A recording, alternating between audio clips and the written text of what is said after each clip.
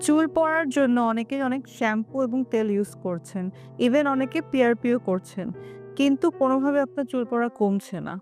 কখনো ভেবে দেখেছেন যে এটা কোনো ভিতরের প্রবলেম হতে পারে? আজকে বলি ৩ টি অজানা কারণ যেটার কারণে আপনার কোনো চুলের ট্রিটমেন্টেই কাজ করছে না। ১ নাম্বার কারণ হচ্ছে ভাইটামিন ডি কম থাকা। দেখা যায় আজকাল যারা ঢাকা শহরে, স্পেশালি ঢাকা শহরে, পুরা বাংলাদেশে তো অবশ্যই, ছেলে-মেয়ে সবারই কেন যেন ভাইটামিন ডি টা কম থাকে। রোদে কম যাওয়া অন্যতম একটি কারণ হয়ে থাকে। সো দেখা যাচ্ছে ভাইটামিন ডি কম থাকলে আমাদের চুল অনেক বেশি পড়তে থাকে। ২য় কারণ হচ্ছে সেরাম আয়রন প্রোফাইল অনেকের ঠিক থাকে না। স্পেশালি মেয়েদের।